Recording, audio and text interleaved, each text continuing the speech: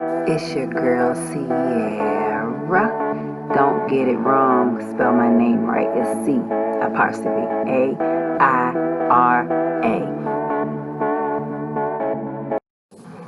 Hey guys, welcome back to another video. Today I was basically sitting around thinking, and I felt like I need to make a video that everybody is going to agree with.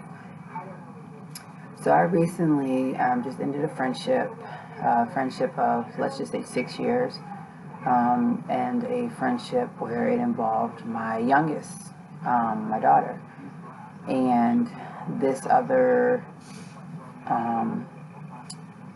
woman's son. So they are the same age, just about like less than 5 months apart. So basically they have been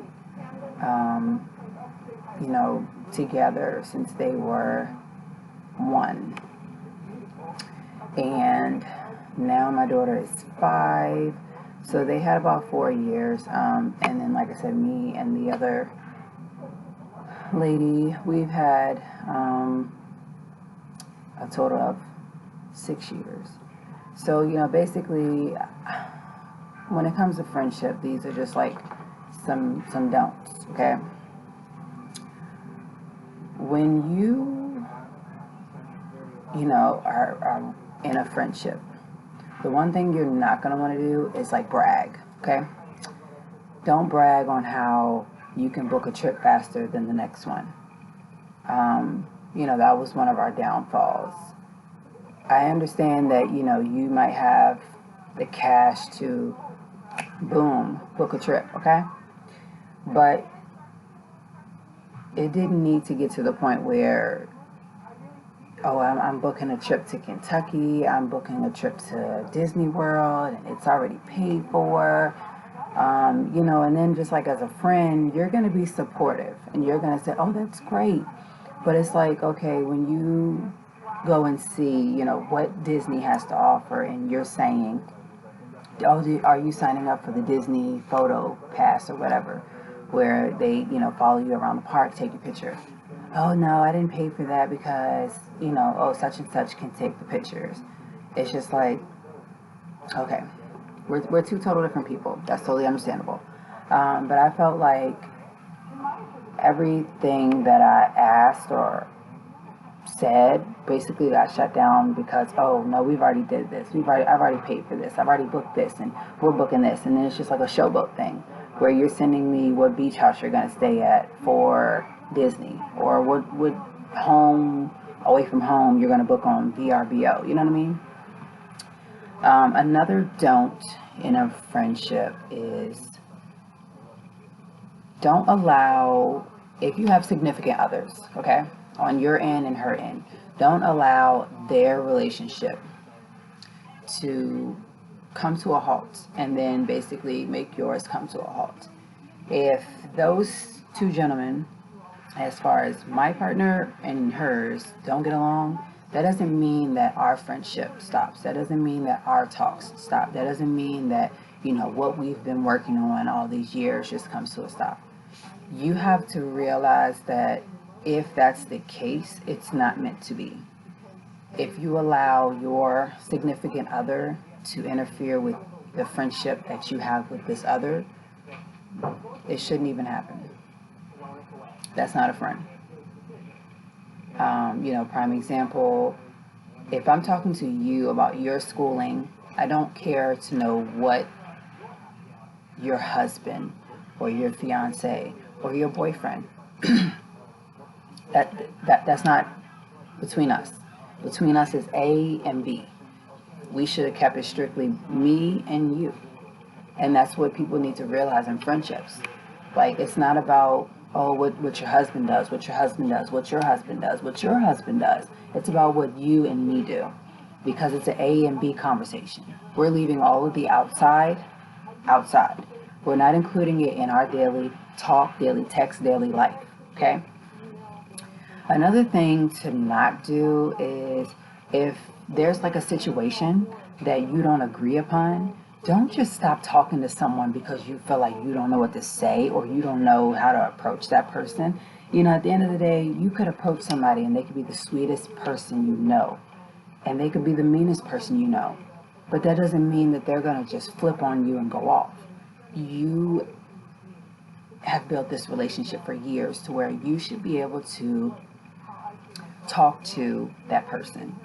And when I say that, like, my example of it, I have a significant other who has a son. He is about to be 15, and you know, my son is 9. Okay, I don't know what it's like to have a 15-year-old. I don't know what it's like to, you know, take care of this child other than when he is here in our presence.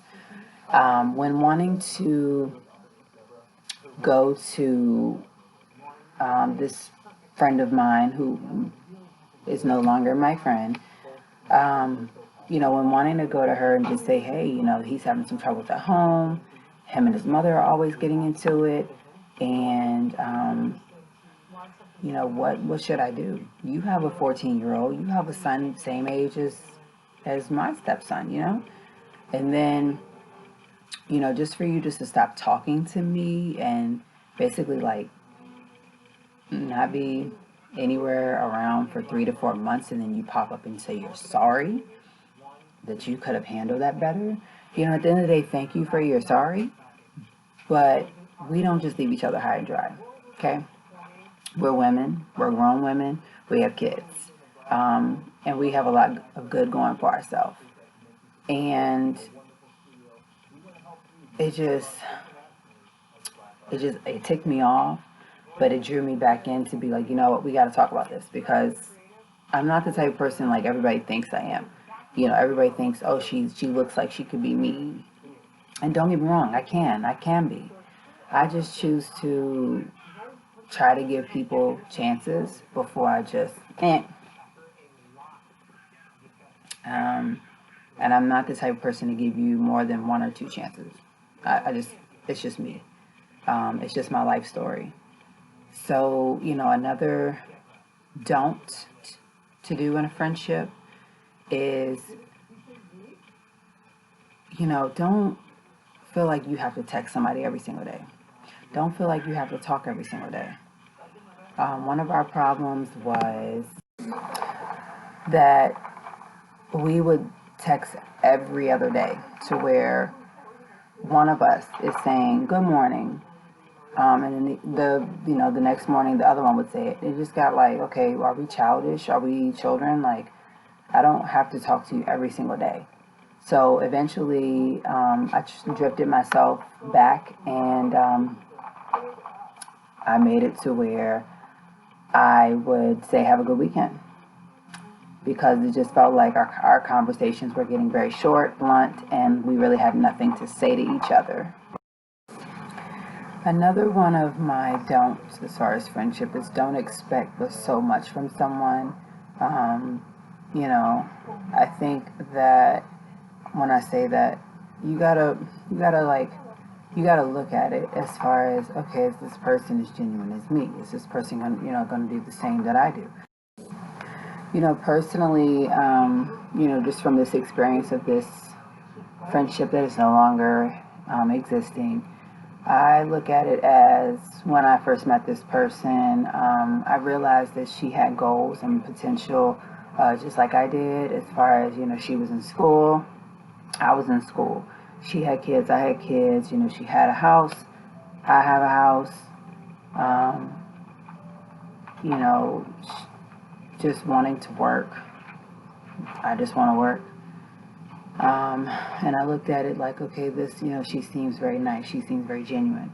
I also looked at it as, okay, these are people that we could take vacations with. These are people that we could do things with. You know, over the years that we've known, we've been to Virginia Beach at least 3 times, and we've been to Kings and Man. We've been bowling. We have been to Carter's Mountain together.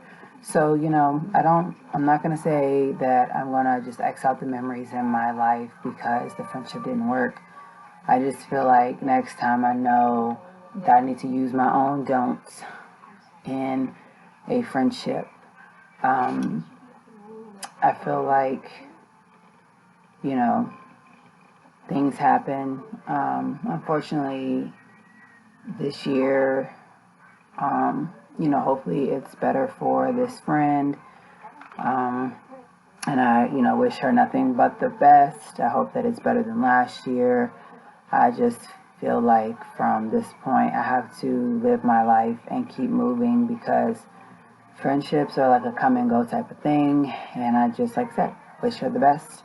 I hope that she's wishing me the best. And, now you all know what kind of things to not want in your friendship so that it will have a good outcome.